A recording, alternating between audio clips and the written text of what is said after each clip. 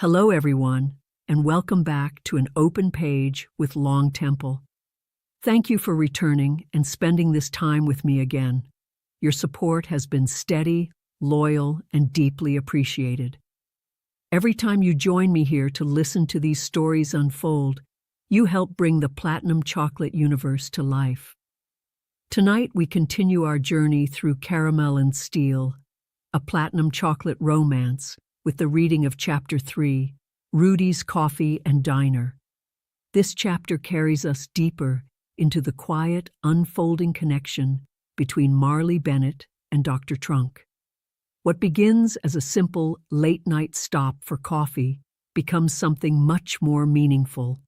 Two people discovering that sometimes the most unexpected moments are the ones that open the door to something lasting. So thank you again for staying with me, for being such a faithful and supportive audience, and for allowing these stories to become part of your day or evening. Now let's turn the page together and begin Chapter 3. Chapter 3, Rudy's Coffee and Diner. Trunk lifted his mug and stirred cream slowly into his coffee. "So," he began, his eyes amused, "you're the woman who thought ice cream was the safest first date in the city." "Safer than dinner," she said with a small shrug. "Easier to escape if it went wrong." "And now?" Her smile softened. "Now I think I'm glad it didn't go according to plan." His eyes warmed. He liked the way she spoke, thoughtful, deliberate, like someone who had learned to choose her words carefully after years of giving them away too freely. "You said you worked for the city?" Trunk asked. "Administrative Education Officer," she replied. "Department of Education. I write disciplinary charges, review reports, and keep schools accountable." Her lips curved with quiet humor. "Basically, I organize chaos for a living." He laughed, the sound low and genuine. "I know the feeling. I spent 35 years as a clinical psychologist in a state mental hospital, guiding people through storms of memory, regret, and relapse." He paused. "You learn patience real fast." Her eyes widened slightly. 35 years? That's more than a career. That's a lifetime. "Or a sentence," he joked gently. Then he softened.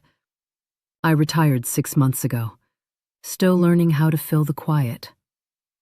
"Quiet can be healing," she said. "It can also be deafening." Their gazes met. Two people fluent in exhaustion. Two people learning how to begin again. The waitress arrived with their plates. Pancakes for Marlie, apple pie for Trunk. Steam curled upward, carrying the scent of cinnamon, butter, and roasted coffee beans. "You moved to Jersey recently?" Trunk asked. "After the divorce," she said calmly. 33 years of marriage, 3 years of legal tug-of-war.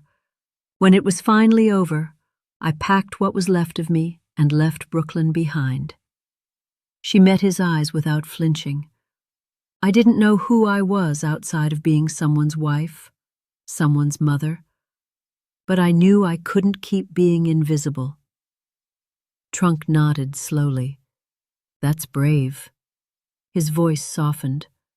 "I've been divorced 10 years. Thought I'd already grieved it, but truth is, I just buried it under work. When the job ended, the silence brought it all back." "You loved her?" Marlie asked. "Yes," he said simply.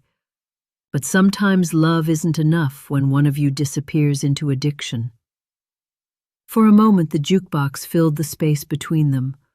Otis Redding crooned softly, "Try a little tenderness." Trunk studied her with quiet admiration. There was something about Marlie Bennett that drew him in. Not just her beauty, her composure, the intelligence in her eyes, and the dignity in the way she carried her story. "When's your birthday?" he asked. 4th of July, she said with a grin. "Fireworks, parades, the whole country's celebrating me." He laughed. December 14th for me. Usually quiet. Fireplace, music, ribs on the grill if my buddy Trey comes by. Sagittarius, she teased. That explains the calm confidence. And you're pure fire. She watched him thoughtfully. He dressed the way he lived, intentional, pressed polo, polished shoes. No flash, just quiet pride. What do you do with all that quiet time now? She asked. Read, fix things that weren't broken, visit the hospital once a month to check in on a few former patients. He shrugged. Old habits die slow. You miss it? He considered the question. Parts of it, mostly the people. Even the broken ones taught me something about grace. That's beautiful, she said softly. Her fork offered a syrup-dripped piece of pancake. Iz returned with cinnamon-warm pie. At one point, a crumb clung to the corner of her lip. Without thinking, Trunk reached across the table and brushed it away with his thumb. Got it, he murmured. Her breath caught. Thanks. Their eyes lingered. When the check arrived, Trunk slid his card across the table before she could protest. You're not winning this one. Fine, she relented. But next time it's on me. Next time. Outside, the air had cooled. He helped her into her jacket. Thank you for tonight, she said. It was easy. Easy's a good start, he replied softly, but I'm hoping for lasting. She tilted her chin. The kiss that followed was slow, deliberate, an introduction wrapped in a question. Later that night, her phone buzzed. Made it home. You sleep? Can't sleep. Me either. Then another message appeared. Marlie, tonight was exactly what I didn't know I needed. She smiled into the dark. Then we're both in trouble. And somewhere between one message and the next, Marlie Bennett realized something she had almost forgotten how to feel. She was smiling again, not for who she used to be, but for the woman she was becoming. Thank you for joining me again here on An Open Page with LongTemple. I want to take a moment to say how much I truly appreciate everyone who continues to return for these readings. Seeing familiar names and repeat viewers lets me know that something special is happening here, that we are not simply listening to a story, but that we are engaging with it together. And that means more to me than you know. It tells me that the characters, the emotions, and the quiet moments inside these pages are reaching you. It tells me that we are connecting through the story in the way stories are meant to connect people. And in a beautiful way, it feels like the universe is aligning with us as we continue moving forward together through these pages. That brings us to the close of Episode 4, Chapter 3. We will continue the journey together on the next open page. If this reading resonated with you, I would truly love to hear your thoughts. Feel free to leave a comment, share what stayed with you, or simply let me know you were here. Your presence matters in this space.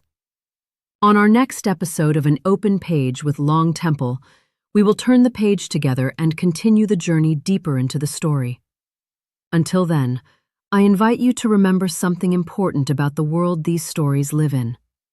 The Platinum Chocolate Universe was created for readers who understand that love is layered, that joy can coexist with history, that healing can be both sensual and spiritual. If you are ready for more depth, more heat, more restoration, more truth, step inside. Your next story is waiting. LongTemple, creator of the Platinum Chocolate Universe. Visit platinumchocolateromance.com. You can also follow me on my Amazon author page or simply look for my videos here on YouTube, An Open Page with LongTemple. Until our next open page, thank you for being here with me.